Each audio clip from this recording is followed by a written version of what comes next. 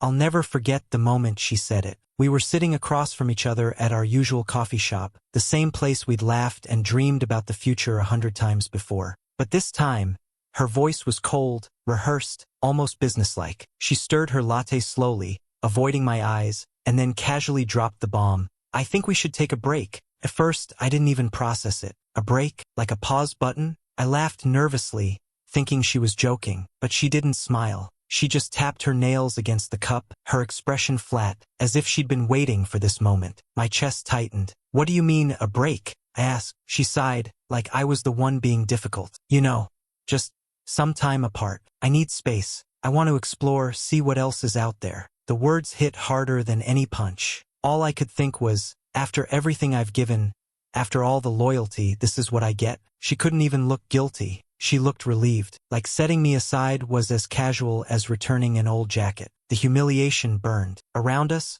couples laughed. The smell of coffee filled the air, and I sat there with my world collapsing, wondering how the girl I loved had turned into someone I barely recognized. But then she leaned back, smirked, and said the 5 words that made my blood run cold. It's not cheating if we're on a break. When I first met her, I thought I'd hit the jackpot. It was at a mutual friend's birthday party. She walked in wearing this confident smile that lit up the whole room, and somehow, she chose to talk to me.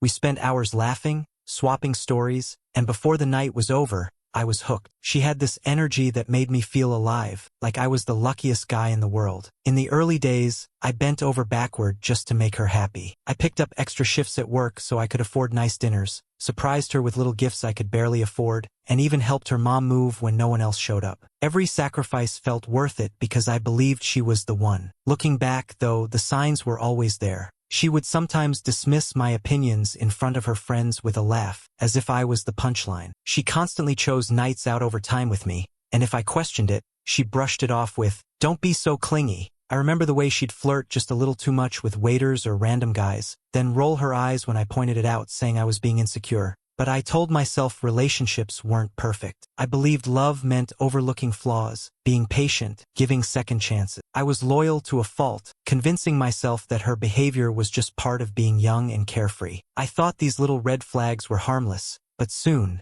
they became full-blown warning sirens I couldn't ignore. It didn't happen all at once. At first, it was little things that chipped away at me, almost so subtle I wondered if I was imagining it. She stopped texting me good morning like she used to.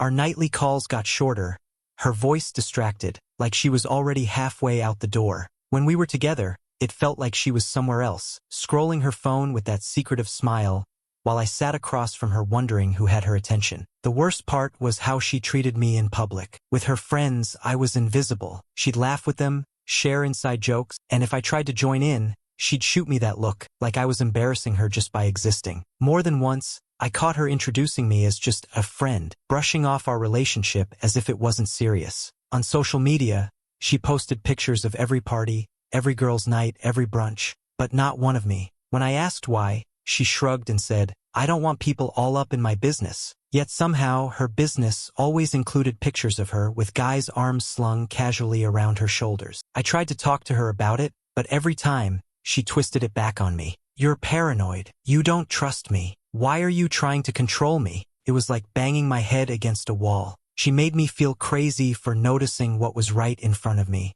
Then came the nights out. She'd vanish until 2 or 3 a.m., phone off, makeup smeared when she stumbled back home. "It was just the girls," she'd say, her tone daring me to argue. And when I finally broke down and asked if she even wanted to be in this relationship anymore, she gave me that same exasperated sigh, as though my love was a burden. "I'm too young to settle down," she said one night, tossing her hair back like she was delivering some profound truth. "I need freedom. I don't want to feel tied down." The words stung, but nothing compared to the next blow. Sitting across from me at our favorite cafe, she said it so calmly, as if she were suggesting we try a new restaurant. "Let's take a break. I just want to explore, date other people, and then we'll see." It felt like the floor collapsed beneath me. My entire world, everything I'd invested, reduced to an afterthought while she shopped around for something better. Part of me wanted to scream, to walk out and never look back. But another part, the loyal, desperate part, clung to the hope that maybe, if I gave her space, she'd realize what she had and come back. I wanted to believe she'd come back, but what I didn't know was that her so-called break was already in full swing. The first week after she announced the break, I told myself to stay strong. Maybe this was just a phase, maybe she really did need space to clear her head. I deleted our old texts so I wouldn't reread them every night. I tried to focus on work, on the gym, on anything but her. But it didn't take long before reality smacked me in the face. Scrolling through Instagram one night, there she was, smiling at a rooftop bar, cocktail in hand, pressed against a guy I'd never seen before. The caption read, "New adventures with the best people, 2 heart sparkles." My heart sank. I told myself it was just a friend. But then another post followed, and another. Dinners with different guys, flirty comments from men filling her feed, heart emojis she never gave me. Friends started sending me screenshots. "Bro, isn't this your girl?" One message read, followed by a photo of her in a tight dress, standing way too close to a guy at a party. Then came the whispers, people telling me she was openly dating, laughing about her single life. Every new message cut deeper, each one chipping away at the loyalty I'd been clinging to. Finally, I confronted her. "So this is what a break looks like?" I asked, trying to keep my voice steady. She rolled her eyes. "God, you're so sensitive. It's just dating. I told you I needed freedom. If you can't handle that, maybe you're not the one for me." Her words stabbed harder than the pictures ever could. Sensitive, weak, as if my pain was the problem, not her betrayal. The final straw came on a Saturday afternoon. I walked past our favorite cafe, the place where we used to sit for hours planning trips we'd never take. And there she was, sitting at our table, holding hands with another man, laughing like I never existed. She leaned across the table, touching his arm the same way she used to touch mine, her eyes sparkling with the same look she once gave me. I froze. My chest felt like it was caving in. It wasn't just the betrayal. It was the realization that she hadn't respected me for a long time. I wasn't her partner. I was her backup plan, the guy she kept around while she hunted for something more exciting. And in that moment, something inside me broke, but not in the way she expected. The heartbreak turned into clarity. I saw her for who she truly was, selfish, arrogant, incapable of valuing what she had. I walked away from that cafe with tears burning my eyes, but also with a strange sense of strength. I went home, deleted her number, blocked her on every platform, and told myself I was done. No more waiting, no more excuses, no more letting her dangle me on a string. It hurt like hell, but for the first time in months, I felt free.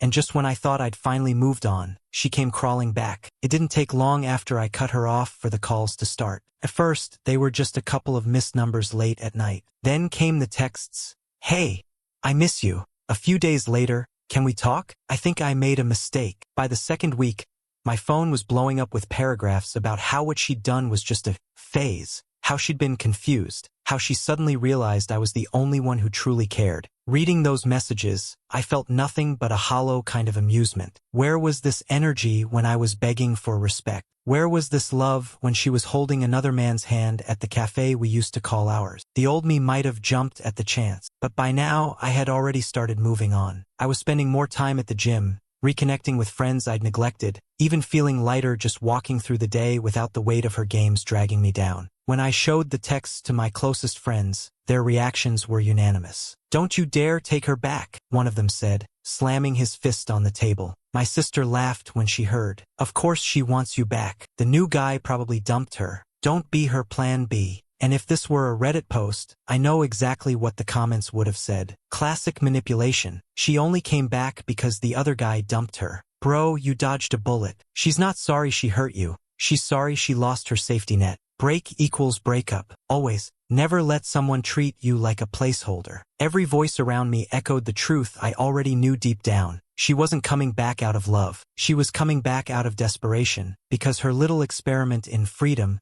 hadn't worked out the way she thought it would. She begged me to give her another chance, but I only had one thing left to say. When she finally showed up at my door, mascara streaked and voice trembling, I felt strangely calm. A few months earlier, I would have been a wreck, angry, desperate, maybe even willing to take her back just to stop the pain. But now, I saw her for what she was, a woman who had gambled with my loyalty and lost. She reached for my hand, whispering about how she'd made a mistake, how she realized I was the only one who truly loved her.